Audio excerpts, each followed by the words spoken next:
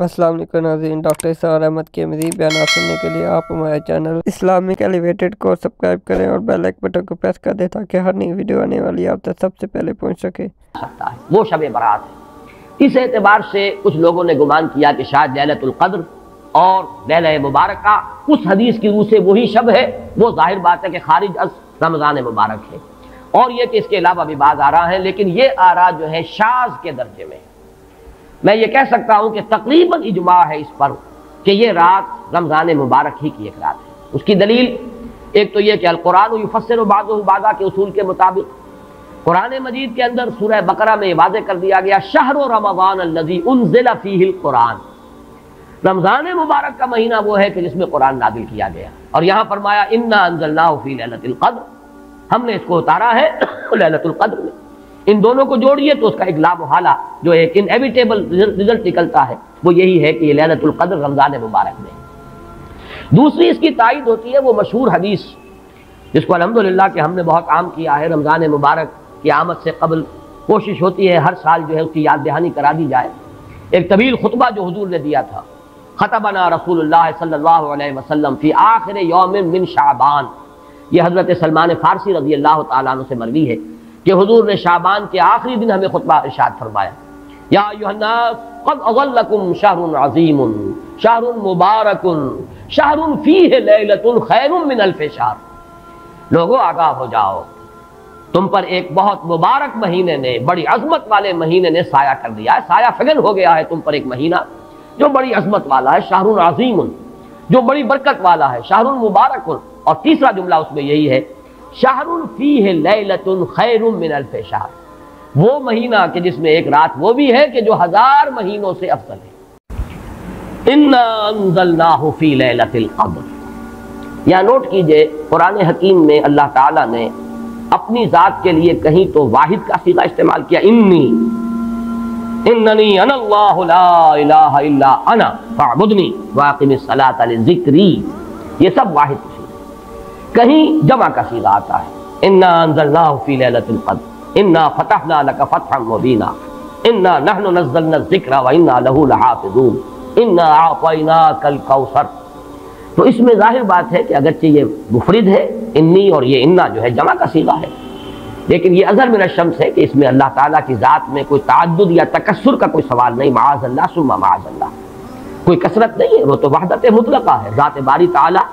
وحدت مطلقہ ہے، جس سے بڑی وحدت اور جس سے گہری وحدت کا ہم تصور بھی نہیں کر سکتے۔ لہذا یہاں پر جمع کا صیغہ کس لیے آیا؟ یہ عربی زبان کا اسلوب ہے کہ جیسے شاہانہ اندازے کا کلام ہوتا ہے، یہ ہم جو ہے در حقیقت اپنی عظمت، اپنی تفخیم، اپنی جلالت شان،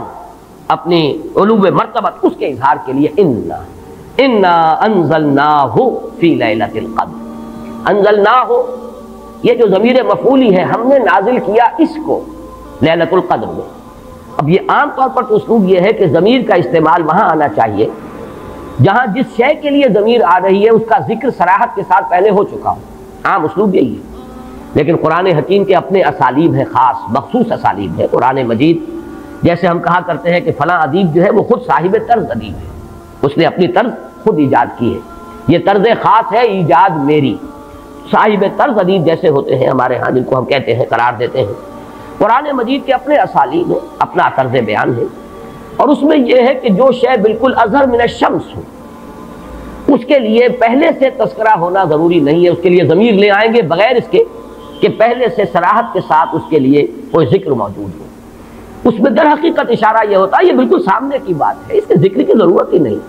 یہ تو جانی پہچانی بات ہے، یہ تو بالکل مشہور اور معروف حقیقت ہے۔ اسی کی 2 مثالیں ہیں، مثلا یہ کہ سابقہ سورت جو ہے سورۃ العلق، اس میں کہیں ابو جہل کا نام نہیں آیا، لیکن ظاہر بات ہے کہ جب وہ آیات نازل ہوئی ہیں اور جب محمد الرسول اللہ صلی اللہ علیہ وسلم نے ان کو پڑھ کر سنایا ہوگا تو شاید ہی کوئی شخص و مکے والا کہ جو نہ پہچان سکا ہو کہ یہ کس کا ذکر ہے۔ ارایت الذی ینہی عبدا اذا صلی ارایت ان کان علی الہدی او امر بالتقوی ارایت ان کذب وتولی الم یعلم بان اللہ یری، ظاہر بات ہے اظہر من الشمس ہے تو نام لینے کی ضرورت نہیں۔ اسی طریقے سے مثلا اسلوب جو ہے بہت نمایاں ہو کر آیا ہے سورہ واقعہ کے آخری رکوع میں، کلا اذا بلغت الحلقوم فلولا اذا بلغت الحلقوم، تو کیوں نہیں ایسا ہوتا کہ جب وہ پہنچ جاتی ہے حلق تک، حلقوم تک کیا پہنچ جاتی ہے؟ اب یہاں پہ اصل من الشمس سے مراد ہے عالم نزا میں، جبکہ جان آ کر ہنسلی میں پھنس جاتی ہے۔ یہاں گھنگرو بولتا ہے اصل میں حتی اذا بلغت الحلقوم، یہ آخری وقت جو ہے معلوم ہوتا ہے کہ یہاں کوئی آواز آ رہی ہے اور جان یہاں آ کر پھنس گئی، لیکن یہاں جان کا یا نفس کا کہیں نہیں آیا۔ فلولا اذا بلغت الحلقوم وانتم حينئذ تنظرون ونحن اقرب اليه منكم ولكن لا تبصرون فلولا ان كنتم غير مدينين ترجعونها ان كنتم صادقين۔ اب یہاں پر بھی لفظاً کوئی ذکر نہیں ہے کہ کس شے کے لیے یہ لفظ استعمال ہو رہا ہے، لیکن اس کے مشہور و معروف اور اظہر من الشمس ہونے کے اعتبار سے وہ جو عام قاعدہ ہے اس کے خلاف یہاں پر بغیر اس کے صراحت کے تذکرے کے ضمیر کا استعمال ہو گیا۔ انا انزلناہ فی لیلۃ القدر، اس میں ایک بات اور نوٹ کیجئے کہ در حقیقت کسی شے کا اس طرح تذکرہ نہ کرنا یہ خود اس کی عظمت کی دلیل ہے۔ گویا کہ یہاں پر نہ صرف یہ کہ قرآن کے لیے اس ہو کا ضمیر جو ہے اس کی انا انزلناہ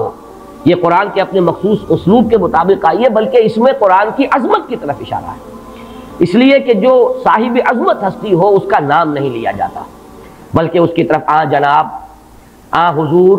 یہ الفاظ جو ہیں یہ اسی لیے اختیار کیے گئے ہیں اور ایجاد کیے گئے ہیں کہ عظیم ہستی صاحب مرتبہ کوئی شخصیت ہے، اس کا نام نہیں لیا جاتا، اس کی طرف اشارے کیے جاتے ہیں۔ انا انزلناہ،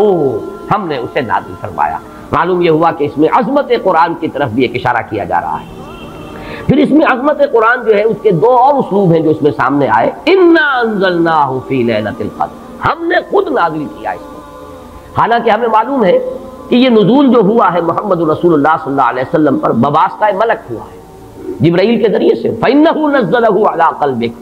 اس نے نازل کیا اس قرآن کو اے نبی آپ کے دل پر، نزل بہ الروح الامین علی قلبک، اس کو لے کر نازل ہوئے یا اس کو نازل کیا ہے روح الامین نے۔ تو معلوم یہ ہوا کہ فرشتہ درمیان میں ہے،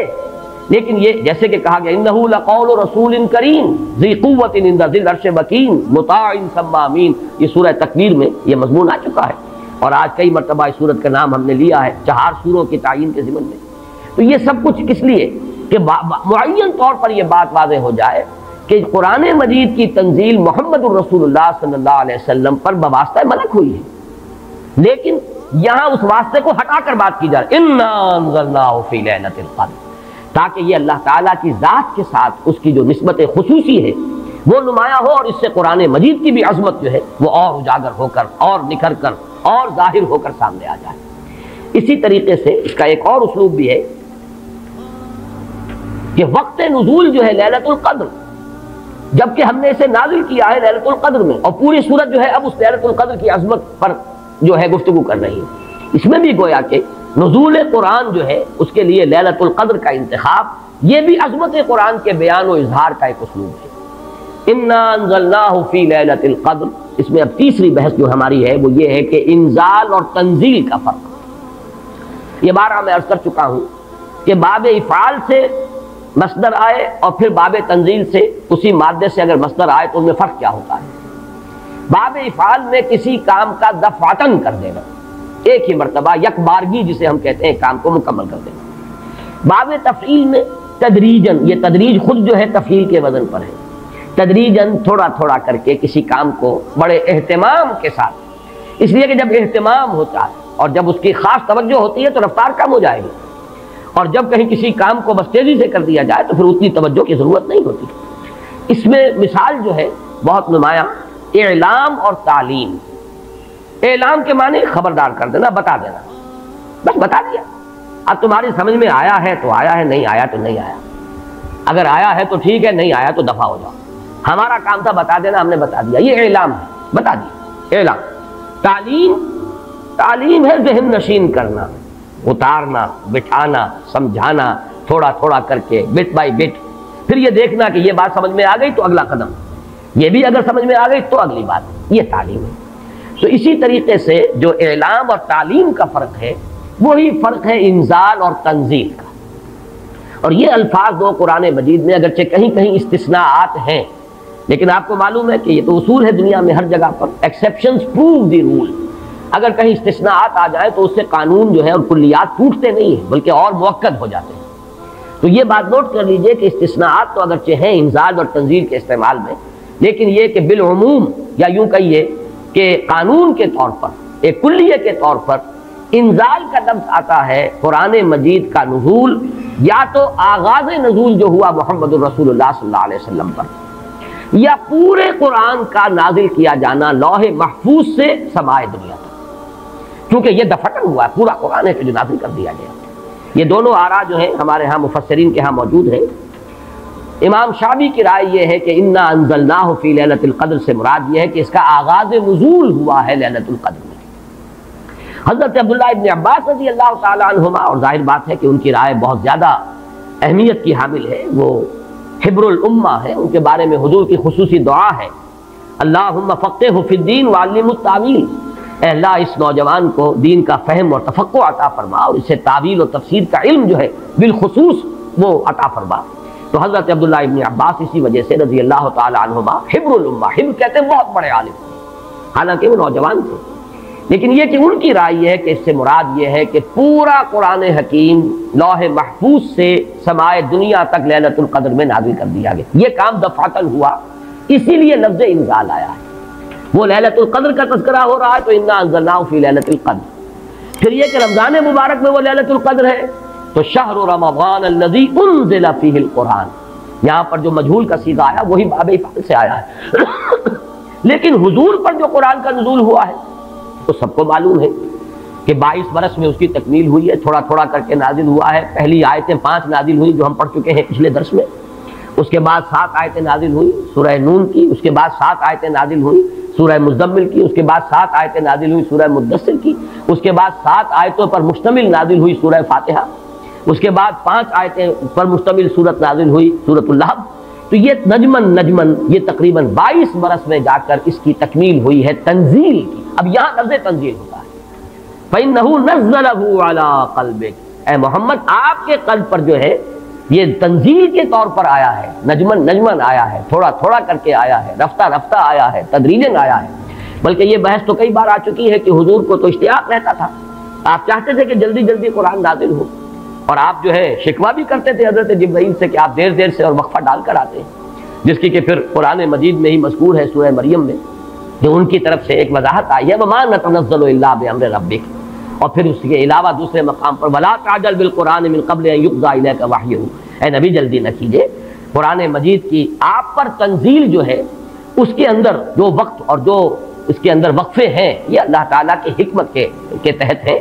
اور ان کے اندر حکمت مثمر ہے، لہذا آپ جلدی نہ کیجئے، وَلَا تَعْجَلْ بِالْقُرْآنِ مِن قَبْلِ أَن يُقْضَىٰ إِلَيْكَ وَحْيُهُ۔ تو اس اعتبار سے نوٹ کر لیجئے کہ تنزیل جو ہے وہ محمد الرسول اللہ صلی اللہ علیہ وسلم پر نزول قرآن کے لیے،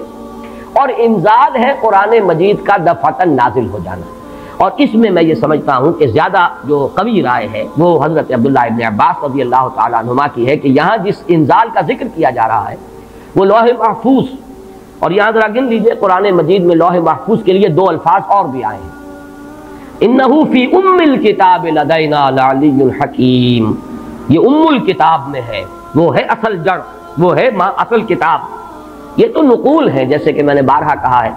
کہ فیصلہ جو ہے جج کے ہاتھ کا لکھا ہوا محفوظ ہے، آپ نقل حاصل کر سکتے ہیں، وہ نقل مطابق اصل جو ہے وہ آپ کو مل جائے گی، لیکن یہ کہ اصل فیصلہ تو وہ ہے جو جج نے اپنے ہاتھ سے لکھا ہے اور وہ محفوظ ہے۔ اسی طریقے سے اصل قرآن تو جس کو کہا گیا فی کتاب مکنون لا یمسہ الا المطہرون، تو کتاب مکنون، لوح محفوظ، ام الکتاب، یہ 3 جو ہے مختلف اسلوب ہے اس حقیقت کو بیان کرنے کے لیے کہ وہ اس عالم امر میں، وہ 7ویں آسمان سے بھی اوپر کہیں کوئی ہے جس کی حقیقت کو اس وقت ہم نہیں سمجھ سکتے، وہ لوح محفوظ ہے، وہ ام الکتاب ہے، وہ کتاب مکنون ہے، وہاں سے یہ پورا قرآن نازل کر دیا گیا دفعتاً واحدہ، جملتاً واحدہ،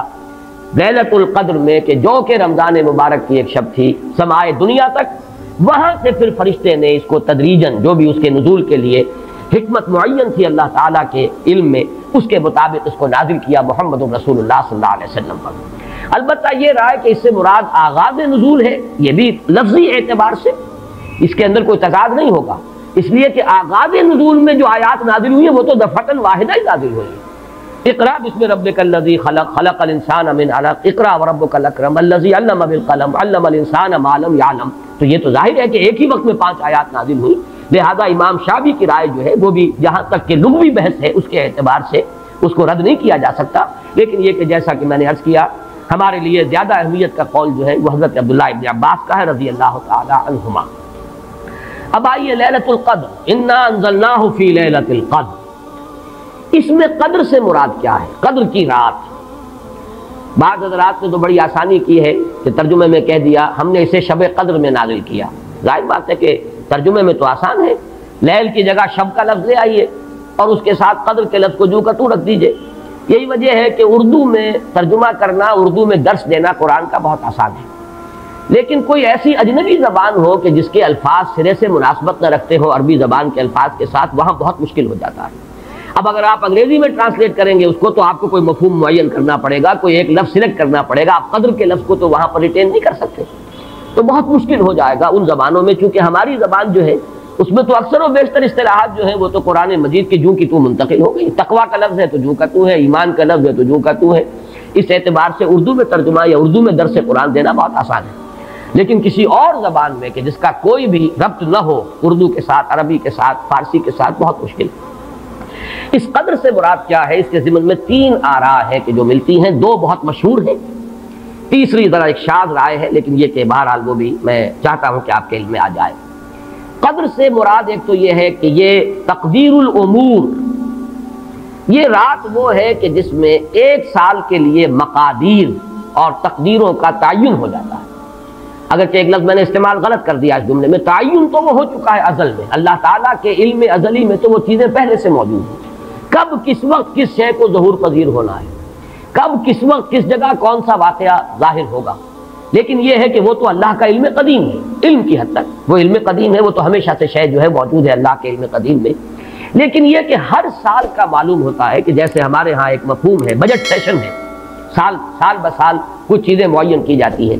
اس اعتبار سے ہر سال یہ ایک شب آتی ہے کہ جس میں اس سال سے متعلق امور فرشتوں کے حوالے کر دیے جاتے ہیں۔ اس اصل جو ہے ام الکتاب سے یوں سمجھ لیجئے، ام الکتاب اب یہاں میں لفظ استعمال کر رہا ہوں، اللہ تعالیٰ کا علم قدیم، اللہ تعالیٰ کے علم قدیم میں جو چیزیں معین ہیں، جو آنے والے سال کے لیے جو حالات، حوادث، واقعات جو بھی ظہور پذیر ہونے ہیں، ان کے بارے میں اللہ کے جن فیصلوں کی تنفیذ ہونی ہے وہ حوالے کر دی جاتی ہیں فرشتوں کے کہ وہ ان کو تنفیذ کریں۔ یہ گویا کہ تقدیر کی رات ہے لیلۃ القدر، یعنی وہ رات جس میں تقدیر الامور، تمام معاملات جو ہیں ان کا معاملہ طے کر دیا جاتا ہے، اور اس کی تائید ہوتی ہے وہ سورہ دخان کی آیت سے فیہا یفرق کل امر حکیم، اور اس آیت میں جو لفظ آیا وہ بہت پیارا آیا، یفرق، اس رات میں ہر بات جو پختہ ہے وہ جدا کر دی جاتی ہے، فرق کے معنی جدا کرنا، فرق علیحدہ کر دینا، فرق کے معنی ہے کسی شے کے ٹکڑے کر دینا، وہ فرق ہوگا۔ فرقوا دینہم، انہوں نے اپنے دین کے ٹکڑے کر دیے، کسی شے کو، کسی جز کو کل سے جدا کرنا، یہ فرق ہوگا۔ تو معلوم ہوا فیہا یفرق کل امر حکیم، میں آج سوچ رہا تھا تو انگریزی کا ایک لفظ بہترین ذہن میں آیا، ایشو ہو جانا، ایک شے ایشو کر دی جاتی، اب یہ آرڈرز ایشو ہو گئے، طے ہے علم قدیم میں، اللہ تعالیٰ کا وہ علم قدیم جو ازلی ہے اس میں تو وہ چیزیں ہیں، لیکن اس سال کے لیے وہ آرڈرز ایشو کر دیے گئے، فیہا یفرق کل امر حکیم امرا من عندنا، ہمارے پاس سے ان معاملات کا معاملہ جو ہے فیصلہ ہوتا ہے، کوئی اور طاقت نہیں ہے فیصلہ کرنے والی، وہ فیصلے ہمارے ہی ہیں، ہمارے ہی پاس سے وہ فیصلے جو ہیں صادر ہوتے ہیں، لیکن یہ کہ اس شب میں لیلہ مبارکہ اسے کہا گیا، انا انزلناہ فی لیلۃ مبارکۃ انا کنا منذرین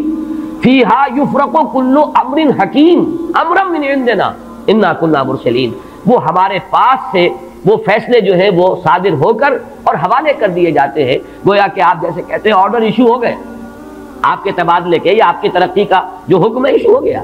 تو یہ گویا کہ یہ 1 سال کا معاملہ، اور اس کے ساتھ ہی نوٹ کر لیجئے قرآن حکیم میں معلوم ہوتا ہے کہ اللہ تعالیٰ کے ہاں سے یہ فیصلے جو ہیں قضاء و قدر کے اور جو بھی اللہ کے احکام ہیں ان کی تنفیذ، تدبیر امر، اس کے لیے بھی کئی لیولز معین ہیں، چنانچہ سورہ سجدہ میں جو فرمایا گیا ہے وہ تو یہ ہے کہ 1000 سال کا معاملہ طے ہو جاتا ہے، یدبر الامر من السماء الى الارض ثم يعرج الیہ فی یوم کان مقدارہ 1000 سنۃ مما تعدون، تمہاری تعداد اور تمہاری گنتی اور تمہارے حساب اور تمہاری تقویم سے جو 1000 سال بنتے ہیں،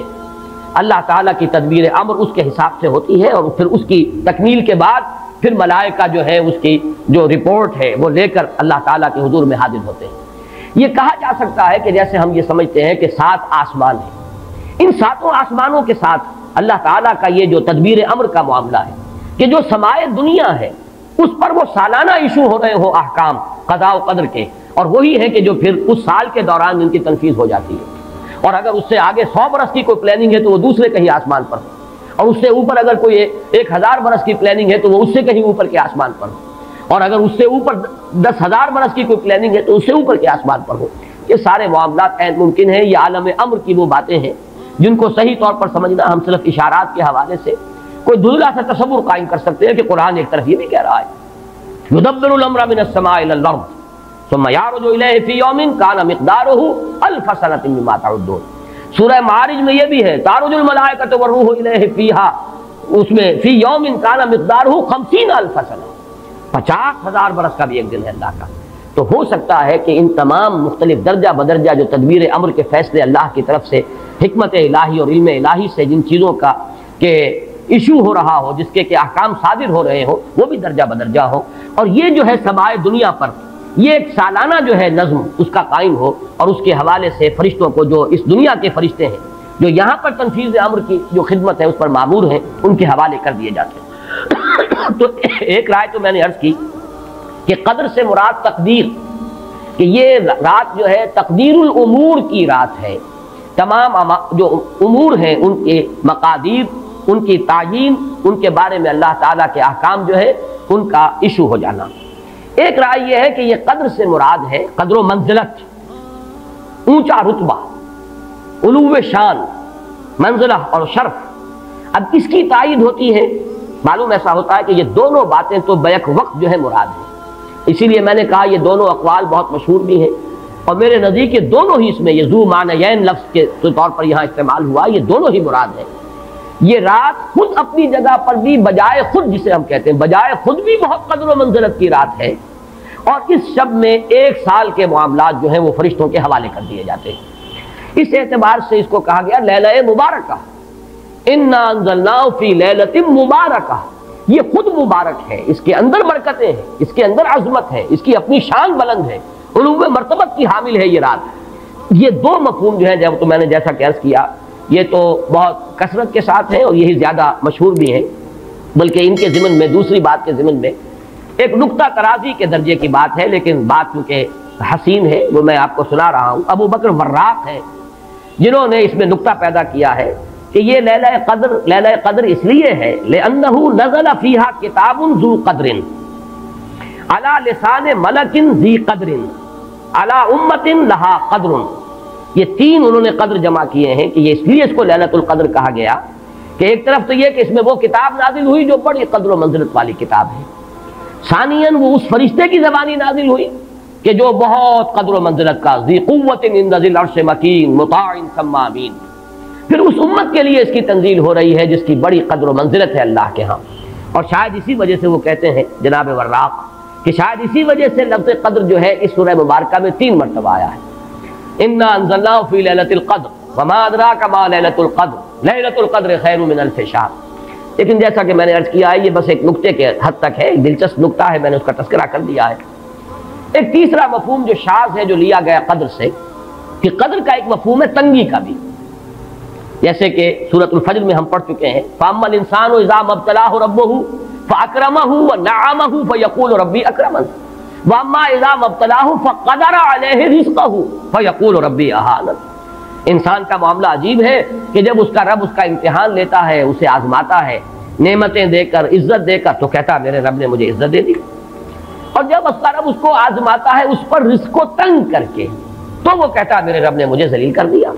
تو یہاں پر جو تنگی کا مفہوم ہے قدر میں، تو ایک مفہوم یہ لیا گیا ہے کہ یہ لیلۃ القدر لیلۃ الضیق ہے، اور یہ اس لیے کہ اس زمین پر اتنی کثرت سے اتنی کثیر تعداد میں فرشتے نازل ہوتے ہیں کہ تنگی پیدا ہو جاتی ہے۔ اب ظاہر بات ہے کہ یہ اس عالم ارواح کے ساتھ مناسبت رکھنے والے لوگ جن کی اپنی روحیں جو ہیں وہ اس درجے لطیف ہوں کہ کچھ مناسبت ان کو پیدا ہو گئی ہو، صرف ان کا ایک ادراک ہو سکتا ہے، باقی یہ کہ جہاں تک لفظ کا تعلق ہے اس میں اس کی گنجائش موجود ہے۔ تو لیلۃ القدر کے 3 مفہوم ہوئے، جن میں سے 2 جو ہیں پہلے وہ تو باہم جمع بھی ہو سکتے ہیں، ذو معنیین لفظ کی حیثیت سے اس کا استعمال ہو سکتا ہے۔ اس میں تمام مقادیر اور تمام تقدیروں کا گویا کہ اللہ تعالیٰ کی طرف سے صدور ہو جاتا ہے، ایشو ہو جاتے ہیں تمام احکام آئندہ سال کے لیے۔ دوسرے یہ کہ یہ خود اپنی جگہ پر بڑی مبارک اور بڑی قدر و منزلت والی رات ہے۔ تیسری بات وہ ہے جو میں نے عرض کیا، ایک شاذ سی رائے ہے کہ اس میں فرشتوں کا نزول اس کثرت سے ہوتا ہے کہ زمین کے اندر اس کی وجہ سے جگہ کی تنگی ہو جاتی ہے، واللہ اعلم۔ اب اس کے بعد فرمایا وما ادراک ما لیلۃ القدر، یہ ما ادراک اور ما یدریک، اس کے بارے میں بعض حضرات کی ایک رائے ہے جو شاید اس سے پہلے اتنی وضاحت سے میں نے کبھی بیان نہ کی ہو، آج اس کو نوٹ کر لیجئے۔ عموماً تو مفسرین دونوں کا مفہوم ایک ہی لیتے ہیں، یعنی آپ کو کیا معلوم، آپ کو کس نے بتایا، گویا کہ نفی ہے کہ آپ کا اندازہ نہیں ہو سکتا کہ وہ کیا شے ہے، وہ لیلۃ القدر کی عظمت کیا ہے۔ لیکن بعض حضرات نے یہ فرق کیا ہے کہ جب یہ فعل ماضی میں آتا ہے وما ادراک، اس میں مراد یہ کہ آپ کو خوب معلوم ہے، کیا ہی معلوم ہے آپ کو کہ اس کی قدر و قیمت کیا ہے، یعنی اس میں گویا کہ نبی اکرم صلی اللہ علیہ وسلم کے لیے نفی نہیں بلکہ اس بات، القارعہ وما ادراک ما القارعہ، القارعہ ما القارعہ وما ادراک ما القارعہ، گویا کہ اس بات ہوتا ہے کہ آپ کو خوب معلوم ہے کہ قارعہ کیا ہے۔ لیکن یہ کہ جہاں ما یدریک آتا ہے وما یدریک لعلہ یزکا اور یذکر فتنفعہ الذکرہ، جہاں فعل مضارع آئے گا وہاں در حقیقت وہ مفہوم ہوگا کہ یہ بات حضور صلی اللہ علیہ وسلم کے علم میں نہیں ہے۔ آپ کو کیا معلوم، ہو سکتا ہے کہ وہ نصیحت اخذ کرتا، اس کو تزکیہ حاصل کر لیتا، تو اس کے اندر تو نفی ہو سکتی ہے کہ اس وقت آپ کے علم میں وہ بات نہیں ہے۔ لیکن یہ بھی ایک تو یہ کہ ایک علمی نکتہ ہے اور اس میں ذرا باریک قسم کی نحوی بحث ہے، میں خود اپنا مقام یہ نہیں سمجھتا کہ اس قسم کی باریک نحوی بحثوں میں کوئی حتمی رائے قائم کروں۔ دوسرے یہ کہ اس سے ہماری حد تک کوئی فرق واقع نہیں ہوتا، فرق اگر واقع ہوتا ہے تو محمد الرسول اللہ صلی اللہ علیہ وسلم کے بارے میں واقع ہوتا ہے کہ اگر وما ادراک آیا ہے تو گویا کہ اس بات ہے کہ حضور کے علم میں وہ بات ہے، اور وما یدریک ہے تو گویا کہ اس میں نفی ہے کہ وہ بات حضور کے علم میں نہیں ہے۔ لیکن ہمارے لیے تو دونوں حالتوں میں نفی ہی نفی ہے، ہمیں کیا معلوم قارعہ کی اصل حقیقت ہمیں کیا اندازہ ہو سکتا ہے، لیلۃ القدر کی اصل عظمت کا ہمیں کیا اندازہ ہو سکتا ہے، قرآن کی عظمت و فضیلت کا ہمیں کیا اندازہ ہو سکتا ہے۔ ہمارے اعتبار سے وہ بحث جو ہے وہ محض ایک اکیڈمک اور ایک علمی بحث بن کر رہ جاتی ہے، اس کا کوئی فرق واقع نہیں ہوتا۔ اب اس کے بعد سوال پیدا ہوتا ہے کہ یہ رات جو ہے مخفی کیوں رکھی گئی، تعین کے ساتھ کچھ معلوم نہیں، یہ رات کون سی رات ہے، کون سی رات ہے، اس کا جواب تو میں بعد میں دوں گا کہ اس میں جو آراء ہیں مختلف، لیکن یہ کہ اس کو کیوں مخفی رکھا گیا اس پر کچھ پیاری باتیں ہیں جو مفسرین نے کہی ہیں۔ پہلی بات تو یہ کہ جتنی عظیم چیزیں ہیں ان سب کو مخفی رکھا گیا۔ قیامت کب آئے گی، مخفی ہے، آئے گی یہ یقینی ہے، کب آئے گی، یہ تو ان امور میں سے ہے کہ جس کا علم نبی اکرم صلی اللہ علیہ وسلم کو بھی نہیں دیا گیا، جبرائیل کو بھی نہیں دیا گیا۔ چنانچہ حدیث جبرائیل میں واضح طور پر الفاظ موجود ہیں وَمَا الْمَسْئُولُ عَنْهَا بِأَعْلَمَ مِنَ السَّائِلِ، کچھ معلوم نہیں، نہ سائل کو معلوم نہ مسئول کو معلوم قیامت کب آئے گی۔ اب یہ عظیم حقیقت مخفی رکھا گیا اور اس کا خاص طور پر ذکر کیا گیا سورہ طٰہٰ میں،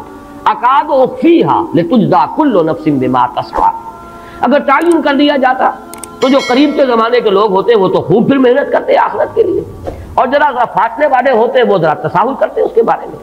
اس کو رکھا گیا ہے، تلوار لٹکی ہوئی ہے، کسی بھی وقت گر سکتی ہے، یہ جیسے گلوٹین کبھی اگر آپ نے دیکھا ہو جس طریقے سے کہ اس کا چھرا گرتا ہے، کسی بھی وقت گر سکتی ہے، لہٰذا ہر وقت چوکس رہو، چوکنے رہو، جیسے کہ صحابہ کرام کی شان معلوم ہوتی ہے بعض روایات سے کہ ذرا تیز ہوا چلتی تھی تو وہ سمجھتے تھے کہ قیامت آ گئی۔ اس درجے استحضار تھا اعصاب کے اوپر، اس کا اتنا اثر تھا کہ ذرا تیز جھکڑ چلا اور انہوں نے سمجھا قیامت آ گئی۔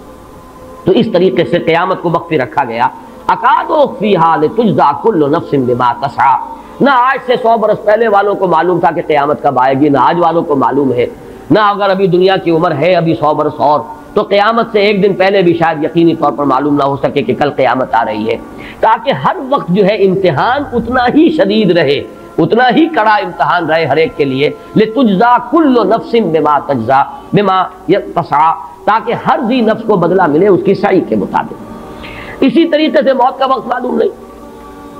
وما تدری نفس بأی ارض تموت، کہاں موت آئے گی کچھ معلوم نہیں، کہاں موت آئے گی، کب موت آئے گی کچھ معلوم نہیں۔ اسی طرح نوٹ کیجئے صلاۃ وسطیٰ، حافظوا علی الصلوات والصلاۃ الوسطیٰ معین نہیں ہے، اس کے لیے آراء اگرچہ ہے، اکثر آراء جمع ہو گئی ہیں صلاۃ العصر کے بارے میں، لیکن تعین سے حتمی طور پر نہیں کہہ سکتے۔ یہ رائے بھی ہے کہ کوئی بھی معین نہیں، تمام نمازیں جو ہے وہ صلاۃ وسطیٰ کے حکم میں بہترین نماز، کوشش کرو کہ پوری محافظت کرو، صرف نماز کی نہیں بہترین نماز کی، ہر نماز تمہاری بہترین نماز ہونی چاہیے۔ ہر روز روز عید ہو، ہر شب شب برات، اگر اللہ تعالیٰ کے ساتھ کوئی قلبی ربط ہے تو ہر دن جو گزر رہا ہے وہ روز عید ہے، اور ہر شب جو گزر رہی ہے وہ شب برات ہے۔ لیکن اگر وہ کہ انسان کو غفلت ان کے قلب پر طاری ہے تو وہ عید کا دن بھی اس کے لیے ایک عام دن ہے، اور شب برات بھی اس کے لیے ویسی ہی ایک رات ہے جیسی کہ ہر روز آتی ہے اور چلی جاتی ہے۔ اس اعتبار سے اس کو بھی خاص جو ہے معین نہیں کیا گیا صلاۃ وسطیٰ کون سی ہے۔ اسی طرح بعض روایات میں جو آتا ہے اس میں اعظم، اللہ کا ایک نام ایسا ہے کہ اس کے واسطے سے اللہ سے جو بات مانگی جائے وہ رد نہیں ہو، لیکن وہ کون سا نہیں بتایا گیا۔ اقوال ہیں، اندازے ہیں، حی و قیوم پر زیادہ، الحی القیوم پر زیادہ لوگوں کا جو ہے وہ اجماع ہوا ہے، لیکن یہ کہ یقین سے نہیں کہہ سکتے۔ تو اسی میں اس کو بھی نوٹ کر لیجئے کہ اس کو مخفی رکھا گیا ہے لیلۃ القدر کو۔ لوگ زیادہ سے زیادہ محنت کریں، زیادہ سے زیادہ مشقت کریں، اس کے لیے جو بھی اس کی قدر و منزلت سے کسی درجے میں آگاہ ہے، وہ اگر معین ہی ہو جاتا کہ ایک شب یہ ہے تو پھر تو سب کے سب اس رات میں محنت کر لیتے، باقی راتیں جو ہیں وہ پھر سونی اور ویران گزرتی۔ لیکن یہ کہ مطلوب یہ ہے کہ زیادہ سے زیادہ راتیں آباد ہوں، زیادہ سے زیادہ راتوں میں ذکر ہو، عبادت ہو، دعا ہو، اس لیے اس کو مخفی رکھا گیا، یہ حکمت ہے۔ اس میں بھی ایک عجیب نقطہ ہے جو امام راضی رحمۃ اللہ علیہ نے بیان کیا ہے، اور حوالہ اگرچہ نہیں دیا اس حدیث کا، لیکن ایک روایت کے حوالے سے بات بیان کی ہے کہ اس کے ظاہر نہ کرنے میں بھی اللہ کی ایک شفقت اور رحمت ہے بندوں کے حق میں، اس لیے کہ اس کی قدر جتنی زیادہ ہے اتنی ہی اس کی ناقدری پر سزا ہوگی۔ اگر معلوم ہو کہ یہ شب ہے اور اس کی ناقدری کو انسان کرے تو گویا کہ پھر وہ اتنا ہی زیادہ مورد عقاب اور مورد سزا بن جائے گا۔ اس کے لیے ایک بڑا پیارا واقعہ نقل کیا امام راضی نے کہ حضور صلی اللہ علیہ وسلم حضرت علی رضی اللہ تعالی عنہ ایک روز مسجد میں داخل ہوئے، ساتھ ہی آئے ہیں، دیکھا کہ ایک شخص سو رہا ہے، نماز کا وقت ہو چکا تھا۔ حضور نے حضرت علی سے فرمایا کہ اسے جگا دو، اسے ہوش میں لے آؤ تاکہ یہ وضو کرے، نماز کے لیے تیاری کرے۔ حضرت علی نے امتثال امر کیا، جا کر جگا دیا۔ لیکن پھر ایک سوال کیا حضرت علی نے کہ حضور آپ تو خود نیکی کے کاموں میں بہت سبقت فرمانے والے ہیں، سباق بالخیر یہ لفظ آئے، سبقت کرنے والے بہت کثرت کے ساتھ، تو آپ نے یہ جو ہے یہ کام خود کیوں نہیں فرمایا، اور مجھے کیوں اس کے لیے آپ نے حکم دیا؟ آپ خود بھی اسے جگا سکتے تھے۔ آپ نے فرمایا کہ تم اس کی حکمت کو سمجھ لو، میرے جگانے پر اگر وہ نہ جاگتا اور انکار کر دیتا تو کفر ہو جاتا اس کے حق میں، اور تمہارے جگانے پر اگر کوئی تساہل سے بھی وہ کام لیتا تو وہ کفر نہ ہوتا۔ تو یہ ایک فرق ہے کہ اللہ تعالیٰ کی طرف سے ایک شفقت ہے کہ حضور صلی اللہ علیہ وسلم جگاتے اور کسی درجے میں وہ انکار کر دیتا۔ کبھی ایسا بھی ہوتا آدمی نیند میں ہے اور وہ کہتا جاؤ جاؤ مجھے آرام کرنے دو، تو اگر میرے ساتھ یہ معاملہ ہوتا تو وہ کفر کے درجے کو پہنچ جاتی بات، لیکن اگر تمہارے ساتھ یہ معاملہ ہو بھی جاتا تو اس درجے شدید نہ ہوتا۔ تو گویا کہ حضور نے اس شخص پر شفقت کے اعتبار سے یہ شکل اختیار کی کہ خود نہیں جگایا، بلکہ یہ کہ حضرت علی رضی اللہ تعالیٰ عنہ کو حکم دیا کہ اسے جگا دو۔ تو یہ نقطہ کہ لیلۃ القدر کے اخفاء میں یہ بات بھی ہے کہ اگر اس کو عیاں کر دیا جاتا، معین کر دیا جاتا، تو پھر جو لوگ اس سے غافل رہتے پھر وہ بہت سخت ناقدری کا ارتکاب کرتے اور بڑی سزا کے مستوجب ہو جاتے۔ اب آپ چھٹی بحث ہے کہ وہ رات کون سی ہے۔ اگرچہ ایک رائے شاذ یہ بھی ہے کہ وہ رمضان سے باہر کی رات بھی ہو سکتی ہے، لازم نہیں ہے کہ رمضان ہی کی کوئی شب ہو۔ اس میں چونکہ بعض حضرات نے ایک روایت کی وجہ سے جسے ہم شب برات کہتے ہیں، لیلۃ البرات، یہ شعبان کی 15ویں شب، درمیانی شب، اور اس کے بارے میں ایک روایت موجود ہے حضرت عائشہ صدیقہ رضی اللہ تعالی عنہا کی کہ رات کے وقت ان کی آنکھ کھلی اور وہ باری آپ ہی کے پاس شب باسی کی تھی حضور کی، تو حضور موجود نہیں تھے، تو تشویش ہوئی کہاں گئے۔ تو جب تلاش کی گئی تو معلوم ہوا کہ حضور جنت البقیع قبرستان میں پہنچے ہوئے ہیں اور وہاں آپ ان کے لیے جو بھی وہاں دفن ہیں ان کے لیے استغفار فرما رہے ہیں۔ جب پوچھا گیا معاملہ کیا تو آپ نے فرمایا یہ بڑی عظیم رات ہے اور اس رات میں فوت ہونے والوں کا فیصلہ ہو جاتا ہے، پیدا ہونے والوں کا فیصلہ ہو جاتا ہے۔ تو اب وہ بھی ایک لیلہ مبارکہ، اسی وجہ سے بعض لوگوں نے وہ جو سورہ دخان کی ابتدائی آیات ہے انا انزلناہ فی لیلۃ مبارکۃ، اس کو محمول کیا ہے اسی رات پر کہ جس کو ہم شب برات کہتے ہیں اپنی عام اصطلاح میں، لیلۃ البرات اسے عربی میں کہا جاتا ہے۔ برات کے معنی کسی کا چھٹکارا پا لینا۔ یہ شب برات جو ہے وہ برات شادی والی برات نہیں ہے، بلکہ یہ برات کا لفظ ہے عربی زبان کا، جو ہمارے ہاں وہ غلط العام میں برات شب برات بن گیا ہے۔ برات، برات من اللہ ورسولہ، جو سورہ برات کا پہلا لفظ ہے کہ چھٹکارا پانا، کہ وہ رات بھی ایسی ہے کہ اس میں انسان استغفار کرے اور اللہ تعالیٰ سے اپنے گناہوں کی معافی مانگے تو اپنے آپ کو جہنم سے چھٹکارا دلا سکتا ہے، وہ شب برات ہے۔ اس اعتبار سے کچھ لوگوں نے گمان کیا کہ شاید لیلۃ القدر اور لیلہ مبارکہ اس حدیث کی روح سے وہی شب ہے، وہ ظاہر بات ہے کہ خارج از رمضان مبارک ہے، اور یہ کہ اس کے علاوہ بھی بعض آراء ہیں، لیکن یہ آراء جو ہے شاذ کے درجے میں ہے۔ میں یہ کہہ سکتا ہوں کہ تقریباً اجماع ہے اس پر کہ یہ رات رمضان مبارک ہی کی ایک رات ہے۔ اس کی دلیل ایک تو یہ کہ القرآن یفسر بعضہ بعضا کے اصول کے مطابق قرآن مجید کے اندر سورہ بقرہ میں یہ واضح کر دیا گیا شہر رمضان الذی انزل فیہ القرآن، رمضان مبارک کا مہینہ وہ ہے کہ جس میں قرآن نازل کیا گیا، اور یہاں فرمایا انا انزلناہ فی لیلۃ القدر، ہم نے اس کو اتارا ہے لیلۃ القدر میں۔ ان دونوں کو جوڑیے تو اس کا ایک لا محالہ جو ایک انیویٹیبل رزلٹ نکلتا ہے وہ یہی ہے کہ یہ لیلۃ القدر رمضان مبارک میں ہے۔ دوسری اس کی تائید ہوتی ہے وہ مشہور حدیث جس کو الحمدللہ کہ ہم نے بہت عام کیا ہے، رمضان مبارک کی آمد سے قبل کوشش ہوتی ہے ہر سال جو ہے اس کی یاد دہانی کرا دی جائے۔ ایک طویل خطبہ جو حضور نے دیا تھا، خطبنا رسول اللہ صلی اللہ علیہ وسلم فی آخر یوم من شعبان، یہ حضرت سلمان فارسی رضی اللہ تعالیٰ عنہ سے مروی ہے کہ حضور نے شعبان کے آخری دن ہمیں خطبہ ارشاد فرمایا، یا ایھا الناس قد اظلکم شہر عظیم شہر مبارک شہر فیہ لیلۃ خیر من الف شہر، لوگوں آگاہ ہو جاؤ، تم پر ایک بہت مبارک مہینے نے، بڑی عظمت والے مہینے نے سایہ کر دیا ہے، سایہ فگن ہو گیا ہے تم پر ایک مہینہ جو بڑی عظمت والا ہے، شہر عظیم جو بڑی برکت والا ہے، شہر مبارک، اور تیسرا جملہ اس میں یہی ہے شہر فیہ لیلۃ خیر من الف شہر، وہ مہینہ کہ جس میں ایک رات وہ بھی ہے کہ جو 1000 مہینوں سے افضل ہے۔ ان دونوں چیزوں کے حوالے سے تقریباً دلائل بھی موجود ہیں، اور ویسے یہ کہ جیسا کہ میں عرض کر چکا ہوں اجماع ہے کہ یہ رمضان مبارک ہی کی ایک شب ہے۔ لیکن رمضان مبارک کی کون سی شب ہے؟ اس پر بعض مفسرین نے تو لکھا ہے کہ 40 قول ہیں، چنانچہ صاحب تفسیر مظہری قاضی ثناء اللہ پانی پتی نے، میں نے وہ تفصیل تو نہیں پڑھی، کہ 40 قول نقل کیے، لیکن امام راضی نے جو 9 قول نقل کیے ہیں وہ میں تیزی کے ساتھ آپ کو سنا دیتا ہوں۔ ابن رزین رحمہ اللہ کا قول یہ ہے کہ رمضان کی پہلی شب ہے۔ حضرت حسن بصری رحمۃ اللہ علیہ، یہ ہے تابعین میں سے، اس لیے میں رضی اللہ عنہ نہیں کہہ رہا، رحمۃ اللہ علیہ، حضرت حسن بصری رحمۃ اللہ علیہ کی رائے ہے کہ یہ 17ویں شب ہے، یعنی وہ شب کہ پھر جس کے اگلے دن جو ہے وہ غزوہ بدر ہوا ہے، یوم الفرقان۔ حضرت انس رضی اللہ تعالی عنہ مرفوعاً روایت کرتے ہیں کہ یہ 19ویں شب ہے۔ محمد بن اسحاق جو بہت بڑے سیرت نگار ہیں حضور کے، ان کا قول ہے کہ یہ 21ویں شب ہے۔ حضرت عبداللہ ابن عباس رضی اللہ تعالی عنہما سے قول جو ہے مروی ہے کہ یہ 23ویں شب ہے۔ حضرت عبداللہ ابن مسعود رضی اللہ تعالی عنہ سے مروی ہے کہ یہ 24ویں شب ہے، اور اس کو میں ذرا اہمیت دیتا ہوں اس لیے کہ 24ویں شب جو ہے سورہ علق کی ابتدائی آیات کے نزول کے ضمن میں کچھ حساب کتاب کے جوڑنے سے 24ویں اور 25ویں شب کا بھی معاملہ جڑتا ہے، جو کہ میں نے آپ کو سورہ علق کے درس کے دوران بتایا تھا۔ اس کے بعد حضرت ابو ذر غفاری رضی اللہ تعالیٰ عنہ کا قول ہے کہ یہ 25ویں شب ہے۔ اس کے بعد حضرت ابی ابن کعب رضی اللہ تعالیٰ عنہ کا قول ہے، یہ وہ ہے جن کو کہ حضور نے خود فرمایا کہ اقرأہم ابی ابن کعب، قرآن مجید کے سب سے بڑے قاری حضرت ابی ابن کعب ہیں رضی اللہ تعالیٰ عنہ، اور ان کے بھی سینے پر آپ نے تھپکی دی تھی کہ ایک سوال کیا آپ نے کہ سب سے عظیم سورت کون سی ہے، اور جب انہوں نے صحیح جواب دے دیا سورہ فاتحہ، تو پھر یہ کہ اس پر حضور نے تھپکی دی کہ تمہیں اللہ تعالیٰ نے بہت صحیح مناسبت عطا کی ہے علم کے ساتھ۔ ان کی اور صحابہ میں سے بہت سے لوگوں کی رائے، یہاں تک کہ یہ کہا جا سکتا ہے کہ بقیہ اقوال جو ہے وہ شاذ کے درجے میں ہے، اور یہ گویا کہ اگر اجماع نہ کہا جائے تو بہت حد تک اتفاق کے درجے میں ہے کہ یہ 27ویں شب ہے۔ اور اس 27ویں شب کے ضمن میں حضرت عبداللہ ابن عباس سے ایک روایت میں پہلے آپ کو بتا چکا ہوں کہ 23ویں شب، لیکن 27ویں شب کے ضمن میں جو مختلف روایات حضرت عبداللہ ابن عباس رضی اللہ تعالی عنہما سے مروی ہیں، ان میں بھی کچھ لطیف نکات ہیں، وہ میں بعد میں بیان کروں گا۔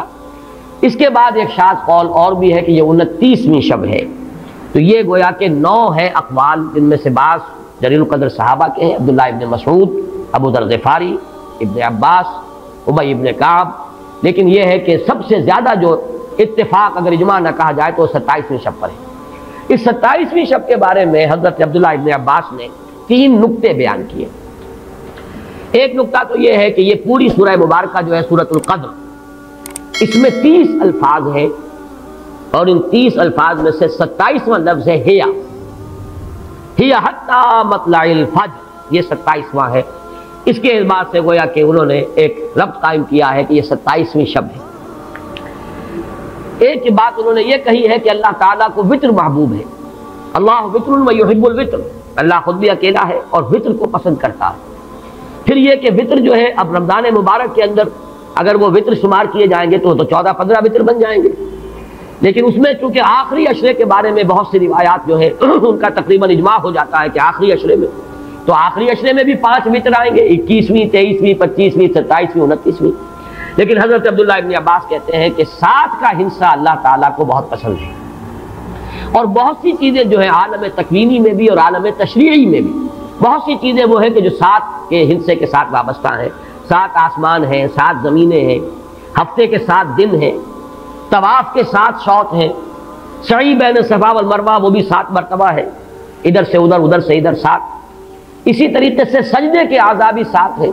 تو اس سے انہوں نے پہلے وطر اور وطر کے بعد 7 کا حصہ رمضان کے آخری عشرے کی وطر راتیں اور ان میں 7ویں رات یعنی 27ویں شب وہ اپنے اس حساب کتاب سے بھی، اور جب انہوں نے یہ بات بیان کی تو حضرت عمر رضی اللہ تعالی عنہ نے ان کی تحسین کی تھی۔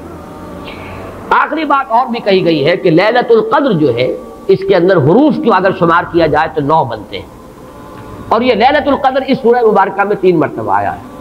انا انزلناہ فی لیلۃ القدر وما ادراک ما لیلۃ القدر لیلۃ القدر خیر من الف شہر۔ اس اعتبار سے بھی 3 کو ضرب دی جائے 9 سے تو وہ بھی 27 کا عدد بنتا ہے۔ بہرحال یہ میں نے جیسا کہ عرض کیا تھا کہ ان کا کوئی تعلق نہ صرف سے ہے، نہ نحو سے ہے، نہ روایات سے، لیکن بہرحال حضرت عبداللہ ابن عباس کا ایک ذوق ہے، اس کو آپ ذوقی باتیں بھی کہہ سکتے ہیں، لیکن یہ کہ حضرت عبداللہ ابن عباس کی ذوقی بات ہے لہذا اس کا کم سے کم تذکرہ ہو جانا چاہیے۔ ایک بحث یہ ہے کہ اہیا باقیۃ ام لا، کیا یہ رات جو اس کی عظمت تھی یہ باقی ہے یا صرف وہی رات جو تھی جس میں کہ قرآن مجید نازل کیا گیا وہی عظمت کی حامل تھی؟ انا انزلناہ فی لیلۃ القدر، یا یہ کہ اب بھی ہر سال یہ رات آ رہی ہے تو اسی عظمت کی حامل ہے، اسی قدر و منزلت کی، اسی برکت کی حامل ہے؟ اس پر بھی تقریباً ایک اجماع ہے کہ یہ لیلۃ القدر باقی ہے، ہر سال آتی ہے۔ اس کے ضمن میں بلکہ میں چاہتا ہوں کہ اپنے قول کی تصحیح کر دوں کہ میں ایک رائے میں نے ابتدائی دور میں بیان کی ہے اپنے بعض خطبات میں، تقاریر میں، اور وہ جیسا کہ ایک خطیبانہ انداز ہوتا ہے، قرآن مجید کی عظمت کے بیان کے ضمن میں میں یہ باتیں، یہ بھی نقطے کے درجے کی باتیں ہوتی تھی اور وہ میں بیان کرتا رہا ہوں کہ قرآن ہے اصل عظمت کی حامل شے۔ جس رات میں یہ قرآن نازل ہوا وہ لیلۃ القدر بن گئی، گویا کہ لیلۃ القدر کی عظمت جو ہے وہ قرآن کی عظمت سے مستعار ہے۔ جس مہینے میں یہ نازل ہوا وہ مذہب جو ہے وہ مہینہ جو ہے مبارک ہو گیا، شہر المبارک، اور وہ مہینہ جو ہے وہ روزے کی عظیم عبادت کے لیے مختص کر لیا گیا۔ اسی طریقے سے جو دن اس کی تعلیم کے لیے خاص کیا گیا، جو جمعے کا دن جو ہے وہ در حقیقت تعلیم قرآن کے لیے، یتلو علیہم آیاتہ ویزکیہم ویعلمہم الکتاب والحکمہ، جو حضور کا عمل تھا اسی کو دوام عطا کیا گیا ہے خطبہ جمعہ کی صورت میں۔ وہ دن جو ہے وہ سید الایام بن گیا کہ ہفتے کے دنوں میں وہ سردار دن ہے، جمعے کا دن جو ہے وہ سردار ہے تمام دنوں کا۔ یہ بات اپنی جگہ پر صحیح ہے جہاں تک اصولی اعتبار سے، لیکن میں اس میں جو تصحیح کر رہا ہوں جزوی طور سے وہ یہ ہے کہ لیلۃ القدر کی عظمت جو ہے وہ خود اپنی جگہ پر ہے، فی نفسہا ہے،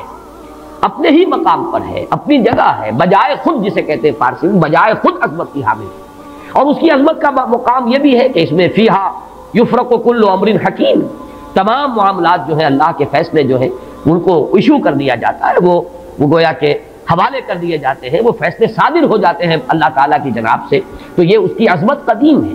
قرآن کا نزول اس کے ساتھ شامل کیا گیا ہے کہ اس عظیم رات کا انتخاب کیا گیا ہے قرآن کے نزول کے لیے۔ یہ میں چاہتا تھا کہ اپنے ان سابقہ بیانات کے ضمن میں یہ تصحیح جو ہے میں آپ کو نوٹ کرا دوں۔ دوسرے یہ کہ آیا اس کے ساتھ اس کا دن بھی اس عظمت میں شامل ہے یا نہیں؟ اس میں بھی اکثر مفسرین کا جواب یہ ہے کہ دن شامل ہے، اس لیے کہ قرآن مجید کا حساب کتاب، عرب کی تقویم، اس میں رات بول کر بھی دن رات مراد لیتے تھے اور یوم بول کر بھی دن رات مراد لیتے تھے۔ یوم بھی 24 گھنٹے کے مجموعے کا نام ہے، اور جب رات کا تذکرہ آتا ہے تو رات بھی در حقیقت دن اور رات کے 24 گھنٹوں پر اس کا جو ہے اطلاق کیا جاتا ہے۔ جو دن آتا ہے رات کے بعد وہ اس رات کے تابع ہے۔ اس اعتبار سے یہ عظمت جو ہے صرف شب کے ساتھ نہیں ہے، بلکہ یہ کہ اس کے بعد آنے والا دن جو ہے وہ بھی اسی عظمت کا حامل ہے۔ اس سے ایک بہت بڑا مسئلہ حل ہو جاتا ہے کہ جو اس دور میں خاص طور پر بہت سے لوگوں کے ذہنوں کو پریشان کر سکتا ہے، اور وہ یہ کہ جب کہ مکے میں یا عرب میں رات ہے تو امریکہ میں وہ دن ہے،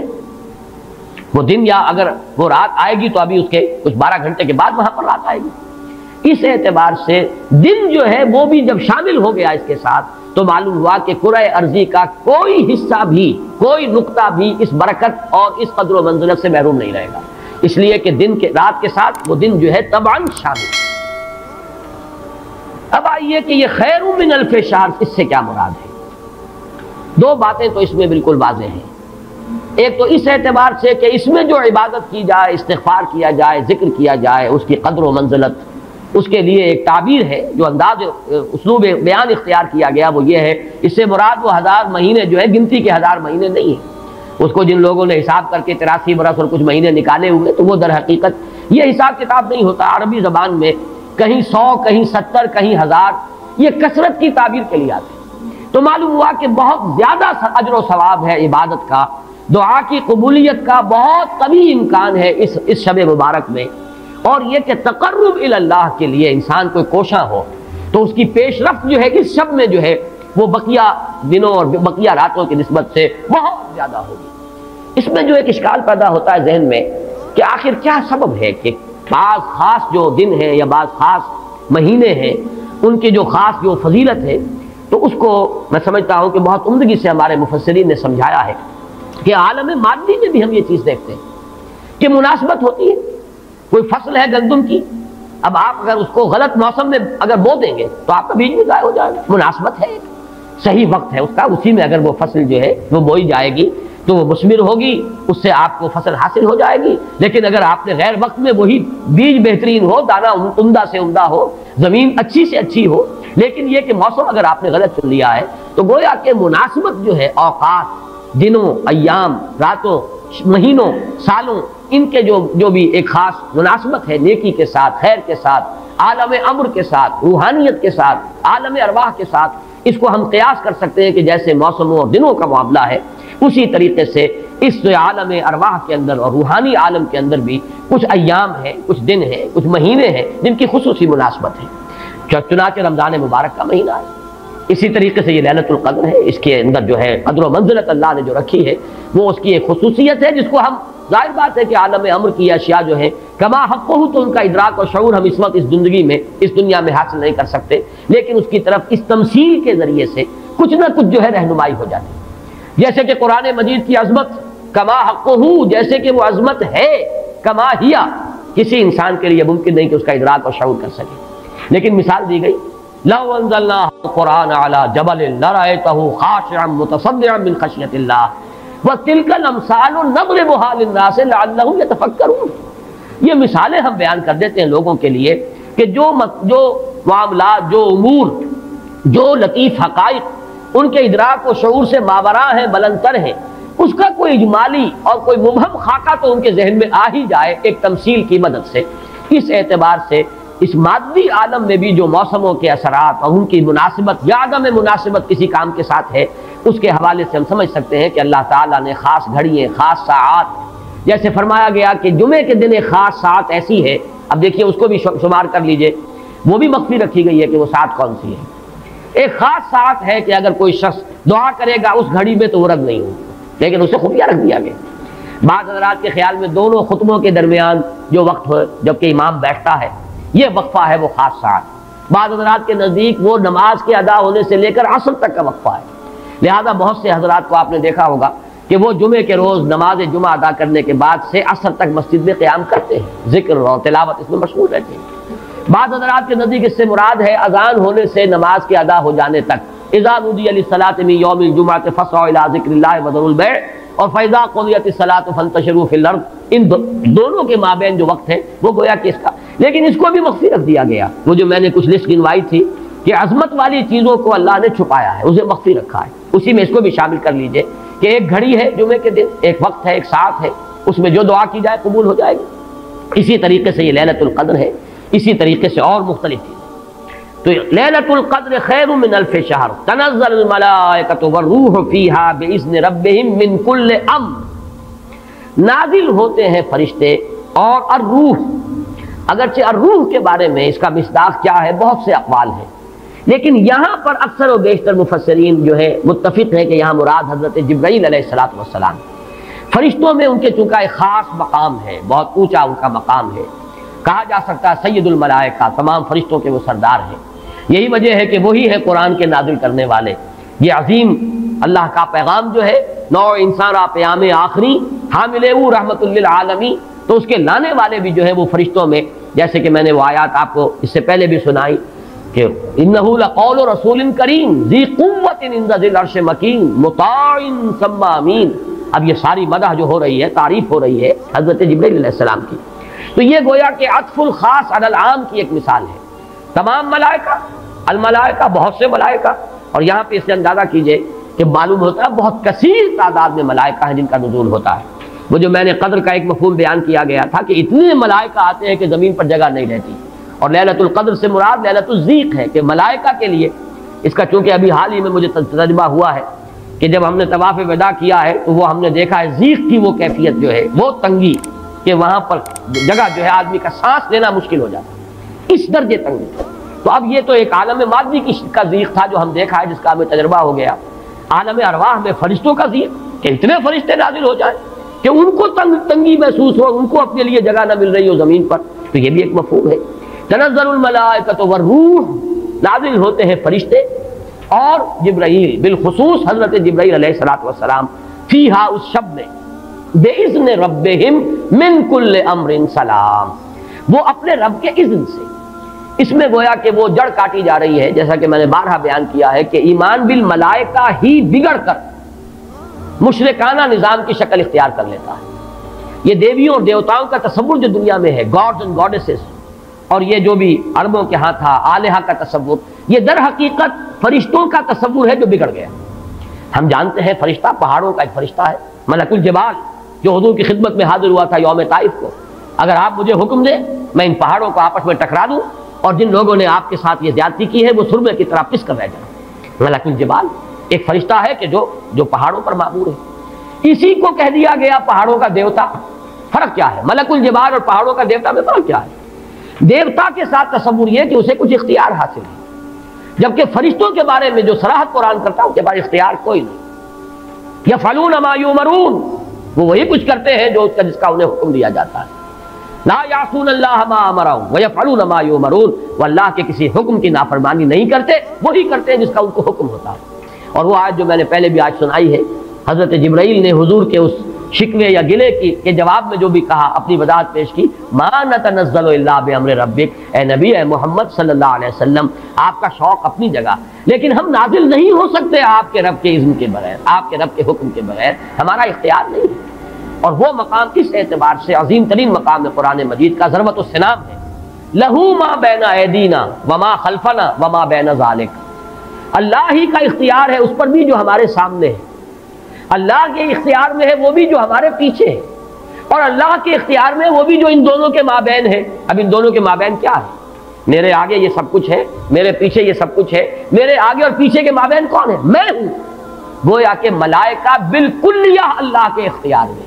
ان کا کوئی اختیار جو ہے اپنا نہیں ہے، اگرچہ بہت ملائکہ مقربین ہے، مقام بہت بلند ہے، نوری مخلوق ہے۔ چنانچہ مسلم شریف میں حضرت عائشہ صدیقہ رضی اللہ تعالیٰ عنہ سے روایت موجود ہے کہ اللہ نے فرشتوں کو نور سے پیدا کیا، نوری الخلق، نوری الاصل، پھر یہ کہ مقربین، اللہ کے بہت قریب قرب رکھنے والے، لیکن اختیار نہیں، جو حکم ملتا ہے۔ بس یہ بات پیش نظر رہے تو ایمان بالملائکہ جو لازم ہے، ہمارے ایمانیات کا جزو لا ینفک ہے۔ آمنت باللہ وملائکتہ وکتبہ ورسلہ والیوم الآخر والقدر خیرہ وشرہ من اللہ تعالی والبعث بعد الموت۔ ایمان باللہ کے فوراً بعد ایمان بالملائکہ ہے، لازم ہے۔ لیکن یہ کہ ذرا سا دیکھیے بال برابر ادھر سے ادھر ہو جانے سے وہ جو ہے کہ رفتم کے خارج پاکشم محمل نہا شد از نظر، یک لحظہ غافل گشتم و 100 سال راہم دور شد، ایک لہجے کی غفلت جو ہے وہ 100 سال کی دوری ڈال دیتی ہے راستے کے اندر، ایک لہجے کی ذرا سی یہ لفظش جو ہے۔ اگر ان ملائکہ کے بارے میں یہ تصور قائم ہو جائے کہ یہ بھی صاحب اختیار ہے تو ٹھیک ہے، پھر کچھ دنڈوت ہونی چاہیے، پھر کچھ چڑھاوے چڑھانے چاہیے، پھر ان سے دعائیں کرنی چاہیے، ان سے استغاثہ ہونا چاہیے، ان کو پکارا جانا چاہیے۔ وہ سارا کا سارا شرک کا جو تومار ہے اب اس کے لیے پورا جواز پیدا ہو گیا اگر ذرا سی یہ علمی غلطی ہو جائے۔ تو اسی لیے یہاں پر خاص طور پر تنزل الملائکۃ والروح فیہا بإذن ربہم، اپنے رب کے اذن سے نازل ہوتے ہیں، از خود نازل نہیں ہوتے۔ یہی بات ہے کہ جو وہاں فرمائی گئی ہے اس سورہ مبارکہ میں، فیہا یفرق کل امر حکیم امرا من عندنا، ہمارے پاس سے وہ امر جاتا ہے، کسی اور کا اختیار نہیں ہے، امرا من عندنا، اس کا فیصلہ ہم کرتے ہیں، یدبر الامر ہم ہیں، تدبیر امر ہم کرتے ہیں، فیصلہ کرنے والے ہم ہیں، حکم دینے والے ہم ہیں، تقدیر کا تعین کرنے والے ہم ہیں، اس کے لیے حکم ایشو کرنے والے ہم ہیں۔ تو فرمایا امرا من عندنا انا کنا مرسلین، اور ہم ہی ہیں کہ جو بھیجنے والے ہیں، اپنے فرشتوں کو بھیجتے ہیں تنفیذ امر کے لیے، اپنے رسولوں کو بھیجتے ہیں لوگوں کو خبردار کرنے کے لیے، جو کہ اگلی صورت کا مقصد ہے، جو مرکزی مضمون ہے کہ مقصد رسالت ہے کیا۔ تو فرمایا تنزل الملائکۃ والروح فیہا باذن ربہم من کل امر۔ اب دیکھیے کل امر کس طرح یہ الفاظ جو ہے ایک دوسرے کے ساتھ ان دونوں مقامات کے جو ٹیلی کر رہے ہیں۔ انا انزلناہ فی لیلۃ القدر، انا انزلناہ فی لیلۃ مبارکۃ، قدر اور مبارک یہ دونوں ایک دوسرے کے مقابل میں آ گئے۔ یہاں فرمایا من کل امر، تنزل الملائکۃ والروح فیہا باذن ربہم من کل امر، وہاں فرمایا فیہا یفرق کل امر حکیم امرا من عندنا انا کنا مرسلین، اس شب میں ایشو ہو جاتے ہیں تمام معاملات، تمام فیصلے، اور ہوتے ہیں ہمارے پاس سے۔ یہ غالباً جو ہمارے ہاں جو فیصلے عدالتی فیصلے ہوتے ہیں ان میں بھی خاص الفاظ آتے ہیں کہ یہ عدالت کا اپنا فیصلہ ہے، یا ہم اپنے فیصلے سے یہ بات جو ہے اس کا تعین کر رہے ہیں۔ تو امرا من عندنا، یہ ہمارا فیصلہ ہمارے پاس سے اس کی تعین ہوتی ہے۔ سلام ہی حتی مطلع الفجر، سلام میں ایک تو یہ بات کہ نحوی اعتبار سے کہ اس کا مبتدا محذوف ہے، وہ سلامتی ہی سلامتی ہے، اور سلام کے دو معنی کیے گئے ہیں، ایک تو جو سلام کا یا سلامتی کا ذریعہ بنے، یہ رات سلامتی کی رات ہے، اس رات میں سلامتی حاصل کی جا سکتی ہے، اس رات میں اللہ کی مغفرت حاصل کی جا سکتی ہے، اللہ کے عفو و درگزر کے عام ہونے کی رات ہے۔ ایک یہ کہ اس رات میں مولانا اصلاحی صاحب نے ایک بڑا پیارا لفظ استعمال کیا ہے کہ جو شیاطین جن ہیں ان پر کرفیو لگا دیا جاتا ہے، جیسے رمضان مبارک کے بارے میں آیا ہے کہ ان جو شیاطین ہیں ان کو قید کر دیا جاتا ہے، یعنی یہ کہ برائی کے جو محرکات و دوائی ہیں ان میں کمی آ جاتی ہے، خیر کے دوائی اور داعیات و محرکات وہ اس کے اندر نکھرتے ہیں، ابھرتے ہیں، اور یہ ہر شخص کو اندازہ ہے رمضان مبارک کا ایک خاص ماحول ہوتا ہے۔ اس میں واقعہ یہ ہے کہ اگرچہ بدطینت لوگ اس میں بھی بد کرداری کا معاملہ کرتے ہیں، لیکن یہ کہ طبیعت جو عام ماحول اس ماہ مبارک کا ہوتا ہے اس میں خیر کا کرنا نسبتاً بہت آسان دوسرے دنوں کے مقابلے میں، اور برائی کی طرف میلان جو ہے وہ زیادہ ہی شدید ہوگا تو شاید اس کا جو ہے اظہار ہو جائے، ورنہ عام طور پر برائی کے میلانات جو ہے ان میں کمی پیدا ہو جاتی ہے۔ تو سلام ایک تو اس معنی میں کہ سلامتی حاصل کرنے والی رات، دوسرے یہ کہ اس رات میں سلامتی ہوتی ہے کہ جنات جو ہیں شیاطین جن ان کے اوپر پابندیاں ہیں، قدغنے ہیں، اور ایک یہ لفظ لایا گیا ہے سالم کے معنی میں، سالم پوری رات، یہ پوری رات کا معاملہ ہے، اس کی کوئی خاص ساعت نہیں ہے۔ اس میں گویا کہ خاص دلجوئی کی جا رہی ہے کہ اگر کوئی شخص پوری رات میں نہیں بھی جاگ سکا، لیکن اگر طبیعت میں انشراح ہو جائے کسی اس کی ایک ساعت میں، کسی ایک حصے میں، تو وہ یہ سمجھے کہ وہ محروم نہیں رہا، اسے اس رات کی سعادتوں اور برکات میں سے حصہ مل جائے گا۔ ہی حتی مطلع الفجر، اور یہ رات جو ہے یہ فجر کے طلوع ہونے تک یہ برکات کا نزول، فرشتوں کا نزول، خیر و سعادت، سلامتی کا حصول، یہ تمام چیزیں جو ہیں اس رات کے آخری جو سرحد ہے مطلع الفجر، طلوع فجر تک یہ تمام کیفیات برقرار رہتی ہیں۔ اللہ تعالی ہم سب کو یہ لیلہ قدر اور لیلہ مبارکہ جو ہے اس کی برکات سے اور اس کی قدر و منزلت سے اور اس کے خیرات و حسنات سے متمتع ہونے کی توفیق عطا فرمائے۔ بارک اللہ لی ولکم فی القرآن العظیم ونفعنی وإیاکم بالآیات والذکر الحکیم۔ السلام علیکم ناظرین، ڈاکٹر اسرار احمد کے مزید بیانات سننے کے لیے آپ ہمارے چینل اسلامک ایلیویٹڈ کو سبسکرائب کریں اور بیل آئکن بٹن کو پریس کر دیں تاکہ ہر نئی ویڈیو آنے والی آپ تک سب سے پہلے پہنچ سکے۔